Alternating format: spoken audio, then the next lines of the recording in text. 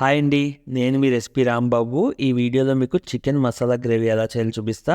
పెద్ద ఇంట్రడక్షన్ అక్కర్లేదు. చాలా టేస్టీ రెసిపీ. సో జాగ్రత్తగా చూసి పక్కా ట్రై చేయండి.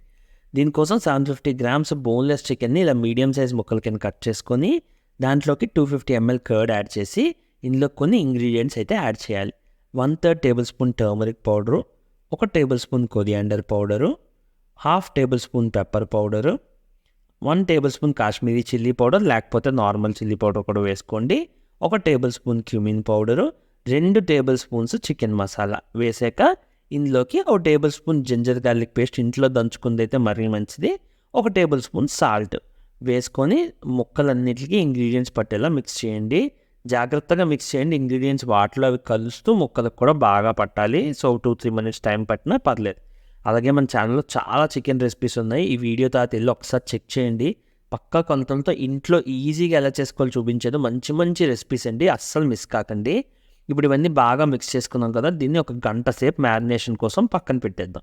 ఈ గ్యాప్లో మనం ఒక గ్రైండర్ తీసుకొని 10-12 క్యాషు జీడిపప్పు వేసుకుందాం.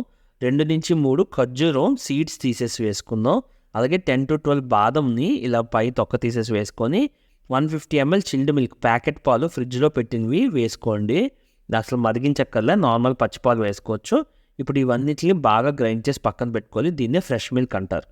గంట తర్వాత ఒక కళాయి తీసుకొని 5-6 టేబుల్ స్పూన్స్ ఆయిల్ అయితే వేసి ఆయిల్ కొంచెం మరిగాక 3 మీడియం సైజ్ ఆనియన్స్ని ఇలా ముక్కల కింద చిన్న చిన్న ముక్కల కింద కట్ చేసి వేసుకోవాలి. వీడియోలో కట్ అయిపోయింది, సో డైరెక్ట్గా చూపించాను. 3 మీడియం సైజ్ ఆనియన్స్ని కట్ చేసి వేసుకున్నాక కొంచెం బ్రౌనిష్ కలర్ వచ్చేదాకా ఫ్రై చేసుకోవాలి లో ఫ్లేమ్ మీద.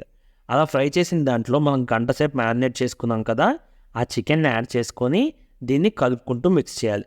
ఇక్కడి నుంచి జాగ్రత్తగా వినండి, టైమింగ్స్ చాలా ఇంపార్టెంట్. ఇప్పుడు మనం ఇందులో చికెన్ వేసాం కదా, చికెన్ని ఫస్ట్ మనం అయితే బాగా ఈ ఆనియన్స్తో కలిసేలా మిక్స్ చేస్తూ 2-3 మినిట్స్ అయితే పక్కాగా మిక్స్ చేయాలి.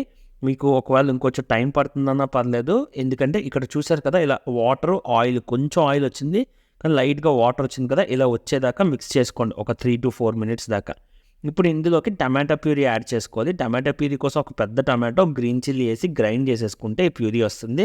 ప్యూరీ వేసాక ప్యూరీ కలిసేదాకా ఇంకో 2-3 మినిట్స్ ఇలా కలుపుకుంటూ అయితే మిక్స్ చేయండి లో ఫ్లేమ్ మీద. ఇలాగా టోటల్ ఒక 5-6 మినిట్స్ మిక్స్ చేసిన తర్వాత మూత పెట్టేసి దీన్ని ఒక 5 మినిట్స్ అయితే ఉడకనిద్దాం. 5 మినిట్స్ దాకా మూత తీయద్దు. ఆ తర్వాత మీరు తీసి చూస్తే ఇలా కొత్తలాడుతూ ఆయిల్ వాటర్ బయటకు వచ్చేసి ఉంటుంది.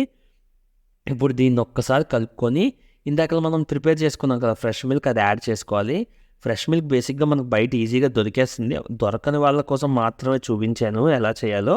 ఈ ఫ్రెష్ మిల్క్ని అయితే యాడ్ చేసేసుకున్న తర్వాత దీన్ని మనం మళ్ళీ కలిపేసుకోవాలండి. ఆ వైట్నెస్ ఏదైతే మీకు కనిపిస్తుందో అదంతా పోయేదాకా కలుపుకుంటే చాలు. సో శుభ్రంగా కలిసినట్టు అనమాట. మొత్తం కలిపేసుకున్నాక ఇప్పుడు దీన్ని ఇంకొక 5-7 మినిట్స్ అయితే బాయిల్ అవ్వనివ్వండి లో ఫ్లేమ్ మీద. ప్రాసెస్ అంతా లో ఫ్లేమ్ మీద మాత్రమే చేయండి ఫ్రెండ్స్. అస్సలు హై ఫ్లేమ్లోకి వెళ్ళొద్దు, లేదా మీడియం కూడా వెళ్ళక్కర్లేదు.